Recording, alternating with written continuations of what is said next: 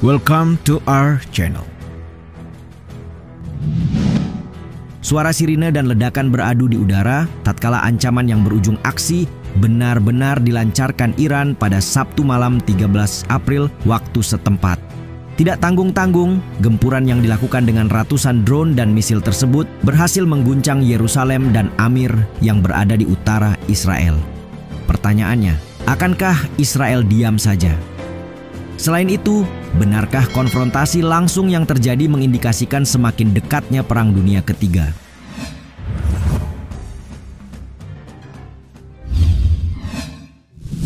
Iran resmi serang Israel.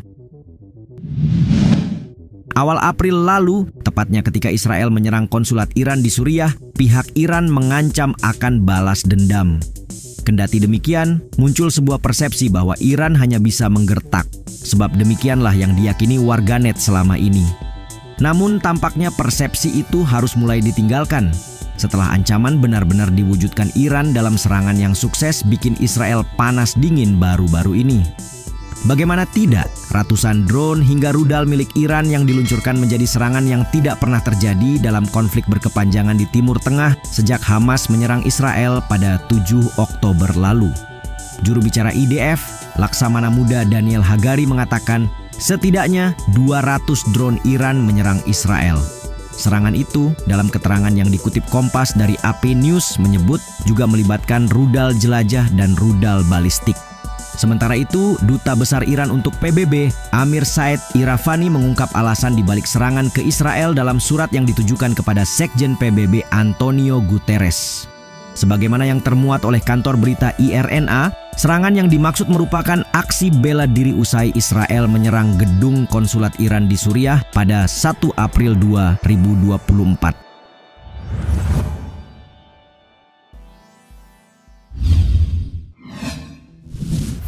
Hancurkan pangkalan militer. Serangan Iran ke kawasan Israel mencakup 170 drone dan 30 rudal jelajah, namun tidak ada satupun yang memasuki wilayah Israel. Selain itu, ada pula 110 rudal balistik yang mencapai Israel, namun hanya sebagian kecilnya saja. Setidaknya, demikian juru bicara IDF Laksamana Muda Daniel Hagari mengatakan dalam keterangan yang disiarkan televisi. Meski menyebut 99% dari jumlah serangan telah ditembak jatuh, ia tak menyangkal akibat yang ditimbulkan.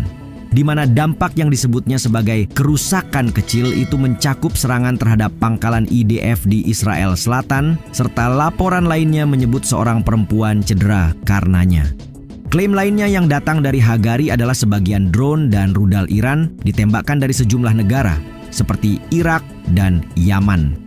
Sementara itu, pasukan Garda Revolusi Iran, IRGC, mengklaim serangan drone dan rudal ke Israel berlangsung sukses sesuai sasaran.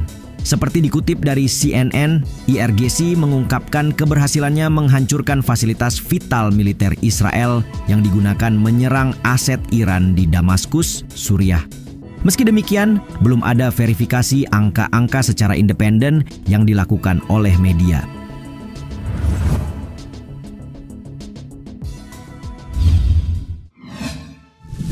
Panik, Israel minta DK PBB rapat darurat. Setelah melancarkan serangan dan diserang balik, siapa sangka bahwa Israel panik dan langsung saja meminta Dewan Keamanan PBB menggelar rapat darurat untuk mengutuk serangan Iran terhadap negaranya. Di mana permintaan itu dilayangkan melalui surat resmi yang dikirimkan Duta Besar Israel untuk PBB, Gilad Erdan. Kepada Presiden Dewan Keamanan PBB, Vanessa Frazier, ia menginformasikan bahwa serangan yang ada dapat menimbulkan ancaman besar bagi perdamaian dan keamanan internasional. Sementara dalam surat terpisah, Iran mengakui tindakan tersebut sebagai aksi membela diri, sebagaimana diuraikan dalam pasal 51 Piagam PBB, serta sebagai tanggapan terhadap agresi militer Israel yang berulang kali. Adapun DKPBB menanggapi hal ini dengan mengadakan rapat yang digelar pada 14 April pukul 16.00 petang waktu setempat. Di sisi lain, Presiden Joe Biden mengatakan AS membantu Israel menghancurkan hampir semua drone dan rudal yang datang dari Iran. Dalam keterangan yang dikutip CNBC, ia terus meneguhkan komitmennya untuk membela Israel serta melakukan serangkaian upaya pertahanan termasuk dengan menempatkan pesawat dan kapal penghancur rudal balistik ke wilayah dekat Israel.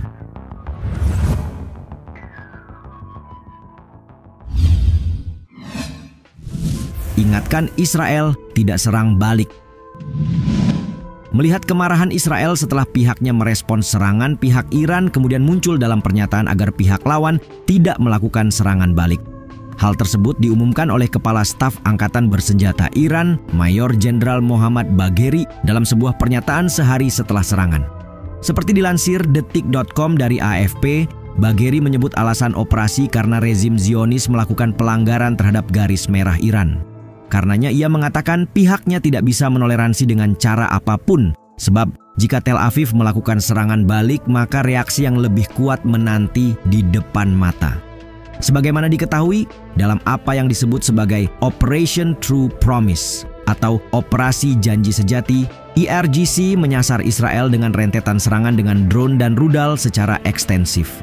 Kami melihat operasi ini telah selesai dan menurut kami operasi ini telah berakhir. Tidak ada niat untuk melanjutkan operasi ini, katanya menambahkan.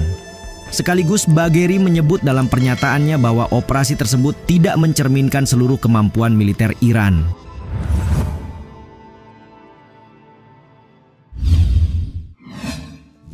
Mungkinkah Israel diam saja? Israel bisa saja menyebut serangan Iran 99% dapat dinetralkan, namun ini tak lantas membuat pihak Zionis tidak khawatir, sadar atau tidak, resiko akan peningkatan eskalasi dan skala perang yang lebih luas adalah ancaman lainnya.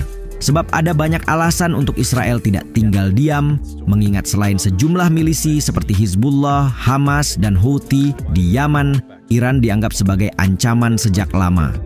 Berdasarkan keterangan yang dikutip Sky News, sekutu-sekutu Israel mendesak pemerintahnya untuk menahan diri demi meraih kemenangan, seperti yang dilaporkan oleh Presiden AS kepada Perdana Menteri Israel Benjamin Netanyahu melalui sambungan telepon. Pertanyaannya, mungkinkah Israel merasa cukup dengan nasihat itu? Jawabannya bisa iya bisa tidak. Namun jika sejarah bisa dijadikan acuan, mungkin jawabannya adalah tidak.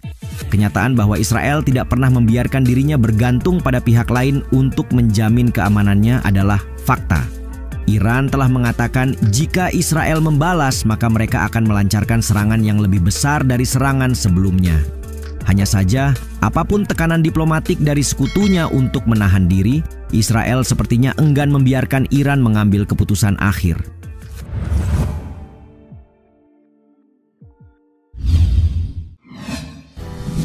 Perang Dunia III makin cepat. Pernyataan terkait Perang Dunia Ketiga sampai kapanpun akan membayangi setiap peningkatan eskalasi yang terjadi. Meski tidak ada yang benar-benar bisa melihat masa depan, kemungkinan-kemungkinan itu tetap saja dapat diprediksi melalui sejumlah pertimbangan dengan melihat kemungkinan terburuk. Guru Besar Hukum Internasional Universitas Indonesia Hikmahanto Juwana mengingatkan risiko terjadinya Perang Dunia III jika ketegangan di kawasan Timur Tengah terus berlangsung. Melalui keterangan kepada Kompas, ia menyoroti dukungan AS yang diberikan kepada Israel.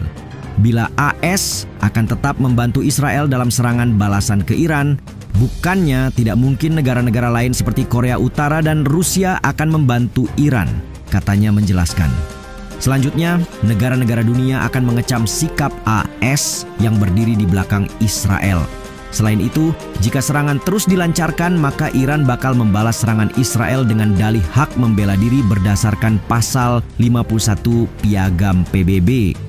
Konsep tersebut juga digunakan oleh Israel saat menyerang Hamas di Gaza hingga saat ini. Karena itu, perang di Timur Tengah akan bereskalasi dan menjurus pada terjadinya Perang Dunia III yang tentunya bisa merugikan seluruh umat manusia. Situasi di Gaza belum juga membaik, tapi kini konfrontasi Israel dan Iran telah meningkatkan kewaspadaan akan skala perang yang lebih luas di Timur Tengah. Menurut kalian, sejauh apa konflik akan mengundang negara-negara lain untuk melibatkan diri?